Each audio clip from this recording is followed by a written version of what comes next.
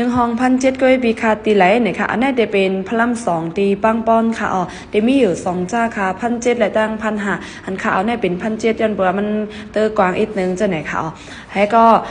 เพราะว่ามันนึงกันตั้งตีอันคายำคัดมาเหมือนตั้ง3 เหง 2 3,200นั่นไหนจึงเดี๋ยวเลยว่ากึ่งเด็ดๆ3,200นั่นไหนป้องมันก็แกบแล้วก็มันอึดอัดนะล่ะอันนี้ซ้ำป้องมันก็สูงในปืนมันก็สูงลีให้ก็มันก็โอเคเขาเดมีไว้ปานนั้นให้เป็นเก่าเวินค่ะในเป็นปิโตที่ว่างใจเป็นเก่าเวินเอากว่าคาจูเอาแล้วก็อันนี้ก็จะเป็นอันที่พักดูผู้แรงในก็จะขึ้นสั่งพ่อมาตอนนั้นได้มาอัดมาอึดเสียงเขาอย่าไปให้มันกว่าทั้งนอกขนาดจังหนึ่งเป็นใส่พ่อแล้วก็ข้องอัดเสียงจังนั้นค่ะนี่ก็เดี๋ยวได้ว่าป้ออยู่ป้อกินค่ะนะเดี๋ยวมอสีเนี่ยก็เข้ามาจัดเอาห้างก้อยยันเปิดว่าเปิ้นไข่ออกไว้อันนี้ก็สีมันก็เดี๋ยวได้ว่าจักวุกจักวากเป็นมดดอกอันจันห้างว่าสังสิงจับผ่าได้ก็น้ำนั่นนะก็เขาก็ซื้อสีน้ำมาตาเอาให้ก็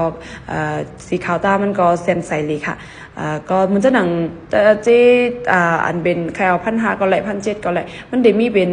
3 ทับกับเดียวเขาอยู่ในเป็นจัน2จัน3แต่มี4 ทับตั้มจัน4ตั้มใบมีไผ่ขาดค่ะนะจัน3ก็ใบเต็มจัน5ในได้ก็เดี๋ยวเลยว่านำอีกนึงเพราะว่าไกลกันตั้งตีการเจ้าเก่าในก็เดี๋ยวเลยว่าโอเคค่ะนะมาตัวเลยค่ะ